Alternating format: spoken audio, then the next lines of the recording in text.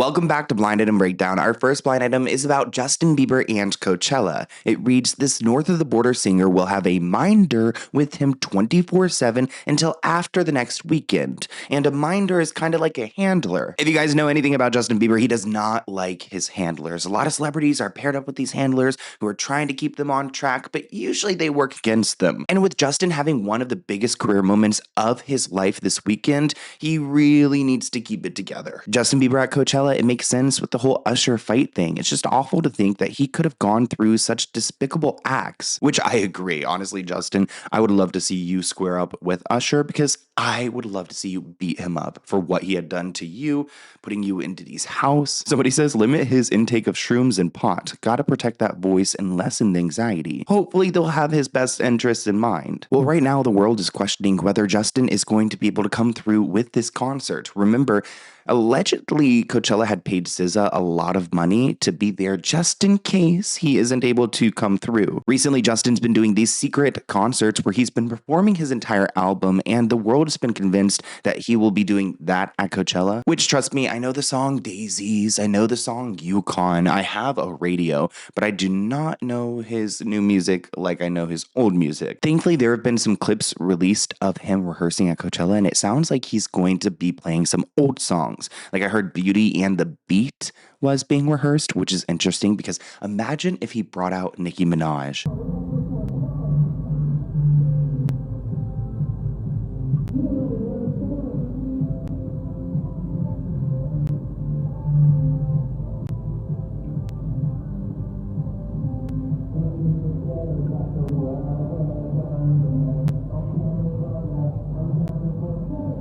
In recent years, Justin has exhibited physical and mental woes, from crying in social media videos to worrying weight loss and temporary facial paralysis. Remember when part of his face was frozen? As you can probably see from my face, I have this syndrome called Ramsay Hunt syndrome. As you can see, this eye is not blinking. I can't smile on this side of my face. This nostril will not move. So there's full paralysis in this side of my face. On top of everything, he's got the toll of his childhood fame, all of that trauma in the past, and of course, his marriage to Hailey Bieber, which is up and down. Justin says, people keep telling me to heal. Don't you think if I could have fixed myself already, I would have? I know I'm broken. I have anger issues. Can you imagine if he has like a Kanye West moment where he goes off on the staff on stage? Justin is still struggling with the paparazzi and his level of fame. I mean, did you guys see him throw that water bottle just a couple weeks ago after getting some sushi?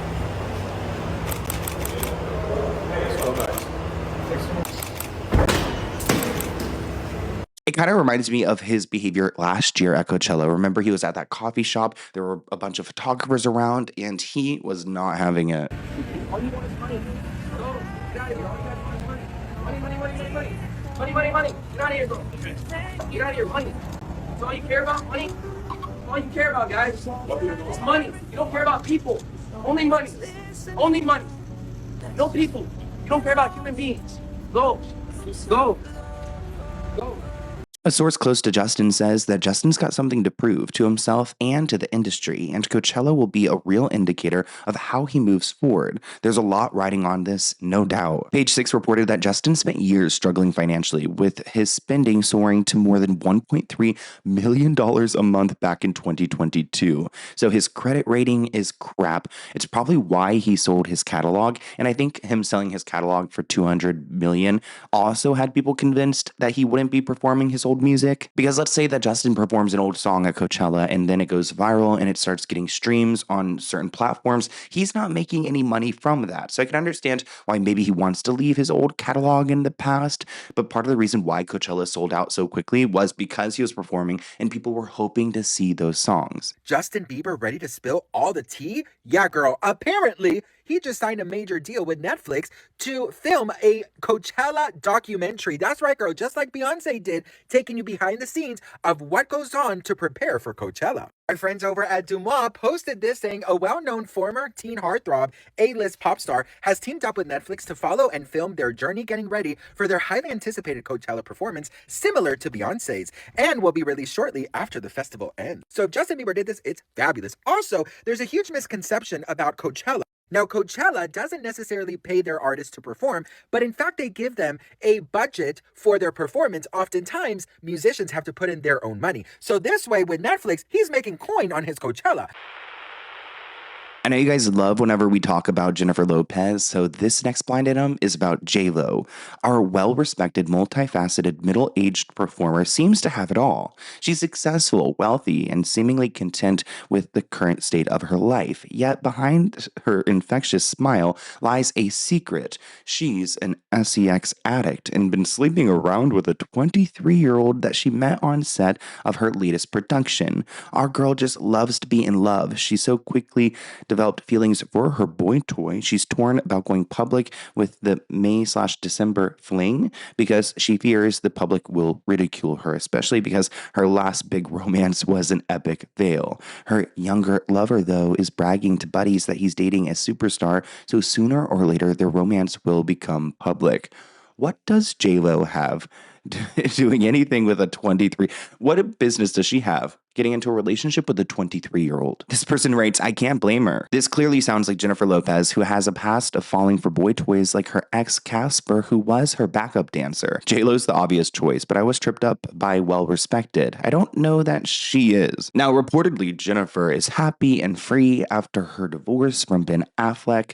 I mean, I think she needs to go and check in on her son, because did you guys see those pictures of her getting paparazzi with her son? He seems like he's not doing okay. Even though Jennifer has this boy toy, supposedly she's embracing single life, stating that she didn't really know what it felt like since her early 20s. And she says, even before that, I've always had boyfriends. There was always someone in my life and so many things that I felt like were out of my control, which is interesting. I mean, she was married to that man and then cheated on her husband with Diddy. So yeah, she's been with a lot of random people. Jennifer says, I'm a mom of graduates who are going to college this year. She's got those twins, Max and M. I hope Max is doing okay. Also crazy, they're going to college because they're like kind of the same age as this 23-year-old. Jennifer says, I'm a showgirl and she wants to be a showgirl so bad, an entertainer and an actor, an entrepreneur, and I'm happy. I am happy, I am healthy, and I'm grateful.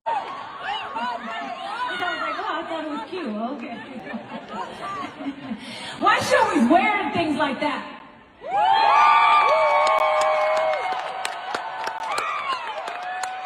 I was like, what do you mean? Doesn't everybody dress like this? Why is she always naked? And I thought to myself, if you had this booty, you'd be naked too. Our next blind item is about Ariana Grande and Cynthia Erivo. It looks like their friendship turned feud is getting even more intense. The A-list singer and actress and her former co-star have moved beyond not talking to each other and are settling on actively hating each other. I can totally imagine a world where Ariana and Cynthia just don't like each other. They've been paired and forced together. They had their little fake funny friendship, and now that they've walked away without any awards, I feel like they're kind of looking back on that experience and asking whether it was worth it. In Ariana's defense, I did see the Green Witch on The One Show and Graham Norton. She really did come off as high maintenance. She exuded self-importance and I'm a better than you vibe. Did not like Cynthia at all. I really wonder what happened with them. So weird. Now, Cynthia is blaming us, stating that we're just not familiar with how relationships work and how friendships work, and that they are deep and real feelings, platonic, of course, because Cynthia does have like a full-blown girlfriend or wife. A relationship where people are connected sometimes just makes people uncomfortable. We aren't taught that those relationships are good for us. Maybe don't get ahead of yourselves, because I don't know if this relationship is really standing now that Wicked is no longer here. And there continues to be blind items like this one from Celebrity Tea Blinds that suggest that there's a fault in their relationship. Ariana Grande allegedly will not speak to Cynthia Erivo at all and left her text messages on read. We all know that Ariana Grande and Cynthia Erivo had a strangely close relationship during the press tour for Wicked, and even allegedly had competitive EDs, which was making them both unhealthy. But now, according to this new blind item, Ariana Grande allegedly will not speak to Cynthia Erivo at all. She is totally done with her former co-star, and she won't even respond to her texts and leaves her on red. The A-list singer/actress straight up left her former co-star on red, completely ghosted her. That's cold. Our next blind item is about Drake and a creator named Sophie Rain. It reads, speaking of awful people, the reason that the wheelchair Jimmy was so interested in the adult model is because she looks 12. Ugh. Drake strikes again. I will never forgive Drake for what he put Millie Bobby Brown through because she was way too young and he started grooming her, and it's part of the reasons why Kendrick Lamar mentions in his song that Drake likes a minor. This comment reads, Drake, gross as always. Isn't Drake always on the cusp of arrest on here? Still running wild, and a PDF in Canada is least likely person to ever be arrested. Another person writes, OMG, back in the day, I wouldn't have let her drink at my bar no matter how many IDs she had. She looks 12, 13 max. Well, it does appear that Drake has been reaching out to this Instagram model, Sophie Rain. I wouldn't be surprised if she's also on OF. According to Sophie, she claims that Drake tried to fly her out to the Bahamas so that they could hook up, but it didn't work out because she was busy at the time. Now, she claims she was busy at the time. She says he wanted to fly her out to the Bahamas. Then I had something and I stopped texting him. And then when I texted him, he texted back, oh, you're texting me because you're not too busy now. In another interview, Sophie went on to say that she fumbled Drake and appears to regret not going with him to the Bahamas because it ruined her chances. She went on to say that he's such a diva, man. He really is such a diva. Like, Drake's been in there, but like, he's easy. Wait, Drake's been in your DMs? Yeah, Drake's been in my DMs. I have his phone number.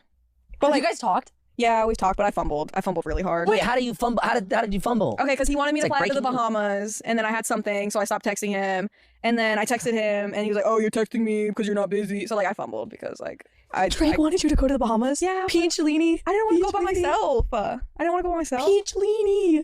Ghosting Drake is way cooler. I know. Yeah. And that's what he said. He said, "Oh, you're just gonna ghost me again, aren't you?" Drake, the type of guy that slid into Sophie Rain's DMs How get ghosted. shocked were But you? he was so awesome. Like, I don't mean to. I'm just busy. I'm sorry. How excited were you when you saw Drake? It was pretty cool. That is fucking Sophie's kind of going through what a lot of girls go through. I've had friends where they've been reached out to by celebrities and they don't want to go alone. It seems scary, especially after what you've heard what Diddy has been able to do with his power, Jay-Z. I'm not surprised if Drake's doing the same stuff. Despite Sophie being an OF model, she does claim that she's still a virgin. Maybe that's why Drake is interested. She says, I am a Christian. I know it seems odd that I'm doing OF, but I don't do anything else with anyone on my OF. It's just me. She said, I was trying to do social media. I've always wanted to be an influencer. I looked up to these influencers and I was like, I want to do that. I want to do something fun with my friends or whatever. So she started OF as a virgin.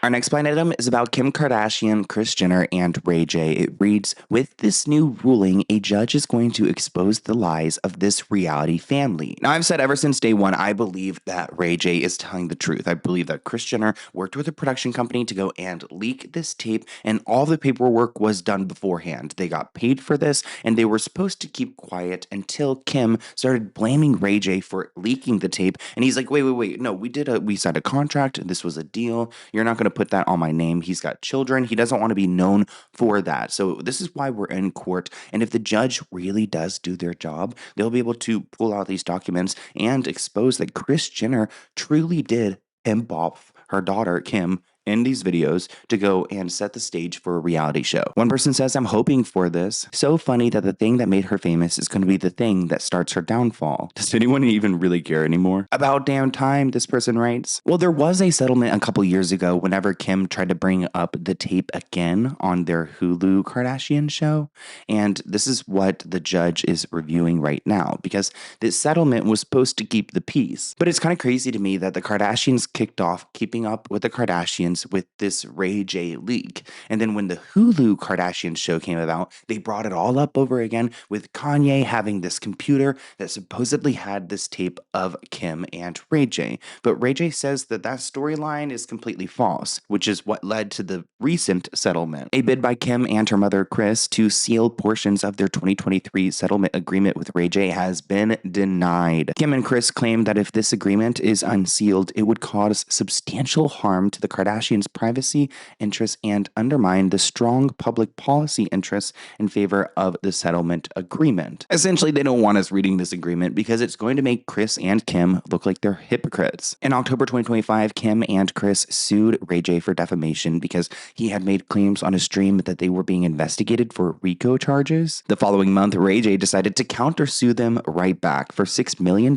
over his tape with Kim and discussing the tape again on their Hulu show. Kim has addressed some of Ray J's claims about this tape. She states that his claim that I had a plan with my mother and others to release a tape, defraud the public, and file a fake lawsuit against the PORN company that released it to create buzz is a lie. My family and I are not part of a criminal enterprise. We have not conducted racketeering activity, nor have we profited from racketeering activities as the defendant claims. Wanted to kill her, but as her manager, I knew that I had a job to do, and I really just wanted her to move past it. I don't want to talk about it. I know, but you could just, be honest and say how you feel and kind of just set the record straight. Yeah, you could do that.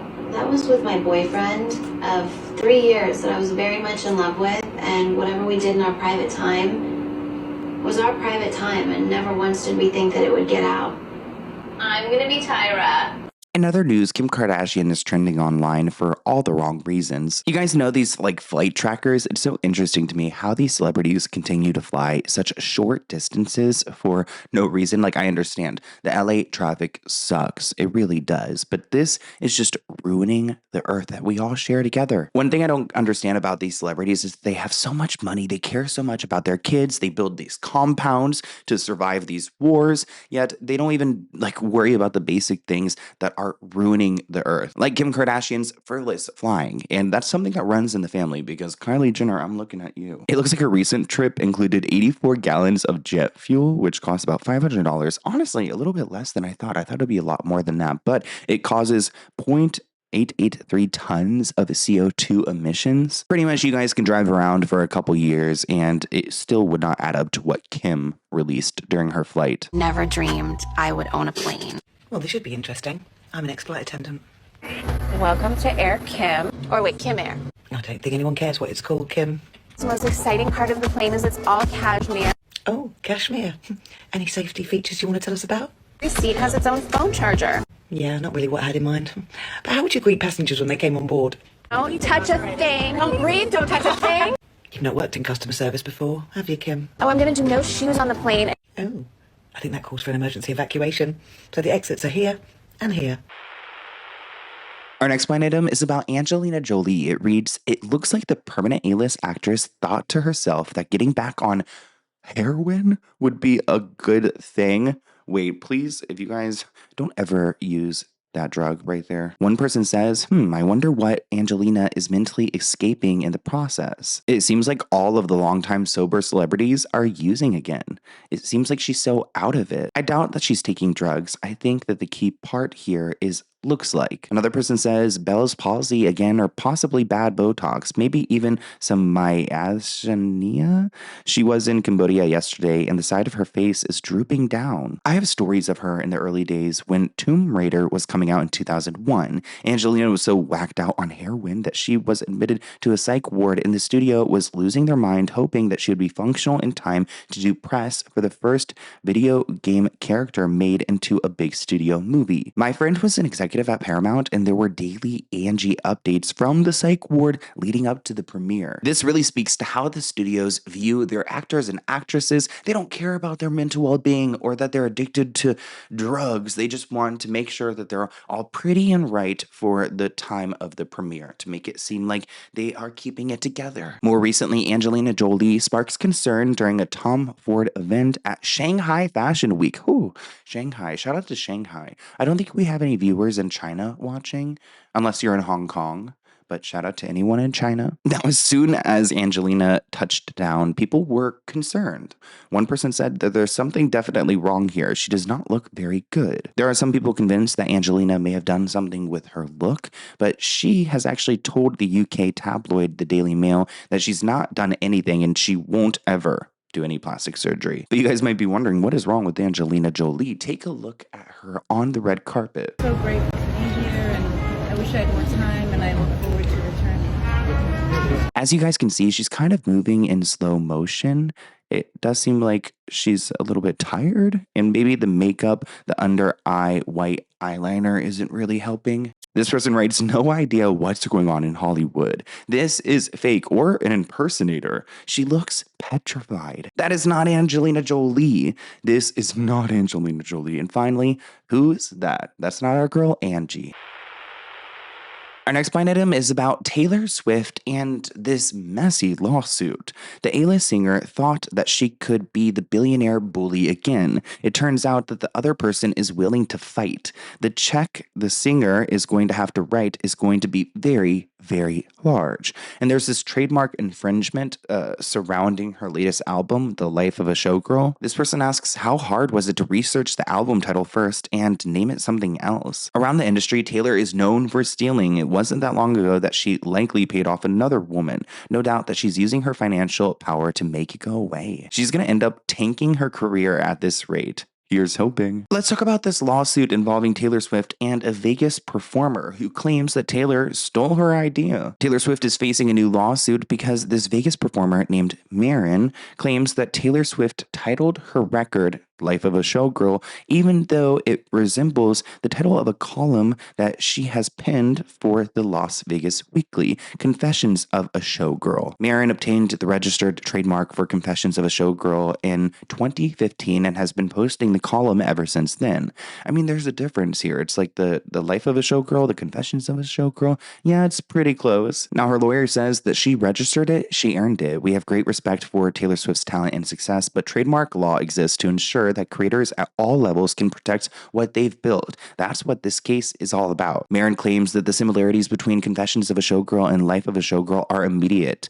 Both titles have the same structure, the same phrase, and she also argues that they have the same audience too. Right now, Marin is looking for a big payday, and Taylor Swift has some extra money, so she's got a lot of it. She can give a little bit over to her. But of course, Taylor Swift is going to fight this in court. She does not like losing, so good luck to you, Marin, because Taylor Swift has some really pricey lawyers. She's asking for damages plus a court order to stop Taylor from using the name entirely. Marin said she's been building her brand for over 12 years. Back in 2014, she started a column in Las Vegas Weekly called Confessions of a Showgirl based on her life as a performer. It eventually turned into a podcast, a live show, and a full performance brand covering stage productions, TV, music, all of that. And she owns a trademark connected to that space. Then, Taylor dropped Life of a Showgirl last year, and according to the lawsuit, they're saying the name was put everywhere, on merch, labels, packaging, basically used as a full brand identity, targeting the same audience Marin had been building for years. So now they're saying Taylor basically has two options: either buy the rights from Marin or fight this in court. Marin is also claiming that Taylor ignored her trademark completely, and that now people think that she copied Taylor, which she says is damaging to her entire brand. I remember when the album dropped, people obviously searched the name online as they do and found Marin, and I don't think anyone thought either person was copying one another. And one user on Twitter even pointed out that Marin's OG logo looked nothing like Taylor's, and that she changed it in the morning of August 17th after Taylor announced Life of a Showgirl. They also pointed out that she really hadn't been active on social media since 2024, except for TikTok, where she started using the album for clout around September of 2025. It has continuously posted about it, even dancing to the Life of a Showgirl.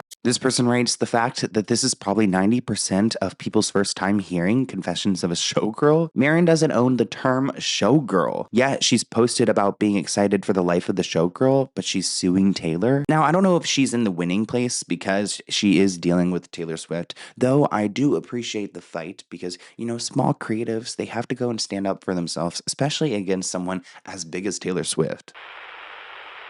Our next blind item is about Shawn Mendes. What are the odds that a photographer just happened to be on the beach in the middle of nowhere and was able to perfectly capture the embrace of the north of the border singer and the new person his team is trying to call his girlfriend, which is about Shawn Mendes, of course, and his new girlfriend, Bruna. I love that name, Bruna. I've never heard that before. Is that like the female version of Bruno? Shawn Mendes and Bruna, his Brazilian beard. She's a soap opera actress trying to make it in Hollywood. She starred in DC's Blue Beetle, but that flopped. She knows he's gay, allegedly. Everyone does. This is just terrible business. Too late. I think women who like Mendes all know that he's, you know what, and have moved on. That was the phoniest makeout session I've seen in a long time. They aren't very good at it. Crazy that Shawn Mendes is only 27 years old. He's been around for so long, but lately he has been in Brazil hanging out with his new girlfriend, Bruna. Page 6 reports the pair were romantically linked in December last year when they were spotted together in Brazil. Sounds like Shawn really likes Brazil.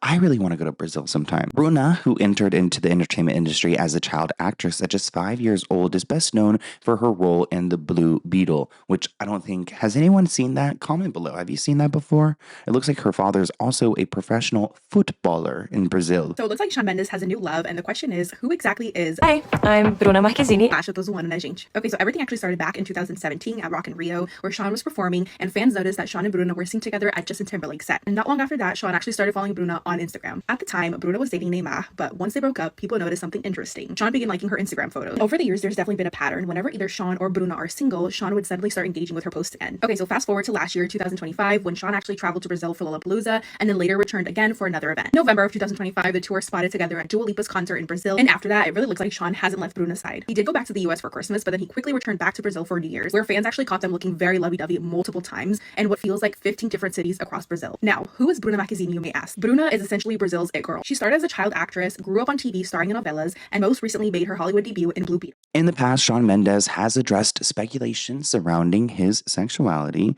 He says in 2018 that it made him sick to hear the rumors, but he also told Rolling Stone, "I'd like to say I don't care about it, but it's not true. This is a massive, massive thing for the last 5 years about me being gay." He says, "I think it's kind of silly because I think sexuality is such a beautiful, complex thing. It's so hard to just put it into boxes." Shawn says that his sexuality is very personal to him, something that I was figuring out in myself, and something I had yet to discover and still have yet to discover it. The real truth about my life and my sexuality is that, man, I'm just figuring it out like everyone else, and I don't really know sometimes, and other times, sounds like maybe there's some men out there who have caught Shawn's attention. I just want to be able to be closer to everyone and just kind of be in my truth and, you know, the real truth about my life and my sexuality is that, man, I'm just figuring it out like everyone, and I don't really know sometimes, and I know other times. And it feels really scary because we live in a society that has a lot to say about that. And I'm trying to be really brave and just allow myself to be a human and feel things. And yeah, that's all I really want to say about that for now. Our next blind item is about Megan Thee Stallion. It reads, "I love that the exhaustion has made its return to the lexicon. The three named singer had way more going on than just exhaustion. Can she go cold turkey and get through this is the question." Sounds like they're trying to suggest that she's on something. This person writes that this blind item is about Megan pulling out of Moulin Rouge suddenly. "I always wondered how only people in the entertainment industry got hospitalized for exhaustion. Me and my friends got exhausted a lot, but we had to get up and go to work. No hospitalization for us." Sounds like she has the no tickets sold virus. Do we need a Moulin Rouge on Broadway for $200 a ticket? If she's even half the demon in bed that she claims to be in her songs, then it takes an awful lot to exhaust her. Well, in all seriousness, Megan Thee Stallion has been in the hospital recovering because she's been on Broadway, and I guess she's been really tired. Megan said on social media, "Last night was a real wake-up call for me. I've been pushing myself past my limits lately, running on empty, and my body finally said enough." She claims that she just needs the day to reset and take care of herself. "I'll be back feeling stronger." Megan has been on Broadway recently, and she's been killing it, so I think a lot of people were surprised. Wait, what's going on with Megan? She seemed fine yesterday, so there's been a lot of speculation. Pregnancy is such a trend right now. Megan couldn't even just be dehydrated and exhausted without y'all. Is she pregnant? She's pregnant. Y'all do know there's other ways to not feel good and become ill without being pregnant, right? Like, damn, nowadays you can't even have an upset stomach without somebody, "Are you pregnant? You're pregnant?" Like, calm down. Stop putting pregnancy on Megan. Relax. I hope that Megan heals and she gets back to Broadway. Our next blind item is about Blake Lively and Ryan Reynolds. It reads the A-list actress has spent millions of dollars. Well, actually it was her husband who paid, but she can see the writing on the wall and she might actually decide to walk away. There's nothing left to her case. Blake Lively and Ryan Reynolds, do we really think they'll split? I feel like they used their marriage as pretty much half of their entire personalities. Not sure if her ego can handle walking away. Her career is done and hanging on to this court case is all she has left. I hope the judge makes her pay Justin's legal fees. Both she and Ryan Reynolds doubled down on ruining this man. They both need to learn a lesson on putting their egos in check. Karma at its finest for both of those two a-holes. The bottom line is that she cost Justin Baldoni a ton of money defending himself, and Ryan has a lot more than Justin, so the attorney fees didn't hit his wallet as hard. Ryan indulged her after she finally produced the son and the heir, but she better lay low because she has cost him a lot of money. She better not do it again. Blake's PR team was in the Des Moines comments yesterday shrieking about how it wasn't over yet and people were too stupid to read the court docs to see that. It was really amusing to see. Despite this film pretty much ruining Blake's life, she's still trying to advocate for it. She actually reached out to the Producers Guild group to go and advocate for herself as being a producer of the film. She says, I produced every moment of this film from pre-production through production into post and now into worldwide marketing and release. Can you imagine trying to consider your trial as a marketing tactic? Blake Lively's attorneys have probably developed a drinking problem because of this case, because the fact that Blake Lively would put a dragon emoji on a public statement, again, she's not taking her lawyer's advice. I don't care what anybody says. I don't care about Michael Gottlieb's posturing. This behavior is what got her here in the first place. The PGA letter that the judge cut and pasted into the opinion and said, in what world was she an employee when this is all the things that she said she did to exert control? The judge would have dismissed this case if he could make a ruling on facts, but he gave Baldoni the two key facts that are going to dismiss this case. He said Baldoni only hired PR in May because Ryan Reynolds unfollowed him. Baldoni only hired PR in July because Blake Lively said she would not do promo. Everything that you could say in favor of Blake, they would be able to counter. Oh, he set this, environment that made people feel uncomfortable. He said sexy. He said this. She said ball busting. She said love language. She said never would teach. She lied to her lawyers. They did not know how unhinged she was when they took this case. They didn't know about the PGA letter because they would have taken it from her hands and insisted that they write it. And again, they wouldn't have structured their case this way had they been aware of that letter's existence at the very, very beginning. This person writes, to me, it's not about how long it is. It's about the lies that's in it. She claims that she had no control, but in her letter, she's clearly stating that she controlled everything. This literally makes her whole suit against Justin baseless. Is this supposed to be written in an unprofessional tone? Which is kind of a crazy situation. You're going to act like you had no control over this film, yet say that you should be credited as a producer because you had so much control over this film. Where's the truth at? Our next blind item is about Ryan Seacrest, just giving a little bit of a Shawn Mendes vibes. Sure looked like the closeted A-list everything was soft launching coming out. This person says that Ryan won't while his mother's still alive. He probably came out to her and she said, duh. Everyone knows already, this person writes. There was an interesting headline involving Ryan Seacrest. It says, Ryan fires back at wild tender rumors. He went on to his show On Air with Ryan Seacrest to address all of the rumors surrounding his dating profile. Apparently you're on Tinder. No, I'm not on Tinder. Why is anybody? People keep asking me if I'm on Tinder. Because it's all over the internet. Well, I'm not. I think I made a joke about Tinder. That's Well, be careful what you say because look, someone ran with it. Yes, many people ran with it. What I was did like, they say? that you're on Tinder. Hold on, let me see. Yeah, you made a joke about you made a joke about like, oh, I'm on Tinder, blah blah blah, and everyone's just like, how funny was that? No, I'm not on Tinder. Ryan No. Seacrest admits he's lonely as he interrupts Wheel of Fortune with Tinder update. Well, I mean, that's not what happened at all. Ryan Seacrest says he's on Tinder after love-themed Wheel of Fortune episode. It's a love-themed episode. Lonely I mean, Ryan who knows? Seacrest hints he's looking for love on Tinder. What is that? Where are you reading this stuff? Page 6, People, Everything. MSN, E-News, Yeah. AOL.com. Okay, fine, got it. Well, I'm not on Tinder, but anyway, I said it jokingly. What happened was Ryan was filming Love is in the Air episode of Wheel of Fortune, and he joked about his relationship being the only single person on the stage. He said, I'm so lonely up here. I love Love is in the Air. I'm so excited to watch all these shows, he said, adding, I'll be on Tinder tonight so I can find it. So it seems like he was joking, but the rest of the world went running with it. I'll never forget the moment whenever he was interviewing Britney Spears, and Britney Spears was almost shocked to hear that he was straight. I guess she also thought he was, part of the community. You put spray cologne on your girl? I spray girls' cologne on my pillows to make me think they're there. But you just do like your girl leaves the house and you're like, come here, baby. Oh no, I don't do Go that. off. I just put Trezor in my bed and oh, there's somebody. Oh, there's no one there. It just smells like someone's there. Brittany's face was like, what? What's going on? And then you can't forget about the moment when Simon Cowell called him out on TV. Simon, any advice on the high heels? You should know, Ryan.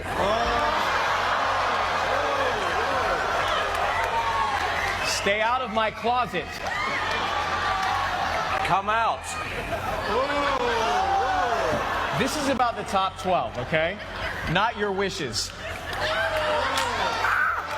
That is it for Blind Item Breakdown. I hope you guys enjoyed this episode. Let me know what you think in the comments below. By the time you guys are seeing this, I will be in Palm Springs preparing for Coachella. There's going to be some fun things happening. Make sure you follow me on Instagram at SloanHooks because I'll be posting some stuff there, some behind the scenes. And of course, I'll be updating you guys. So let me know what you want me to talk about next, what Coachella topics you want me to talk about. I've got a video, I think, coming out tomorrow, Friday, which is going to be about the Coachella curse. Coachella curse, yes.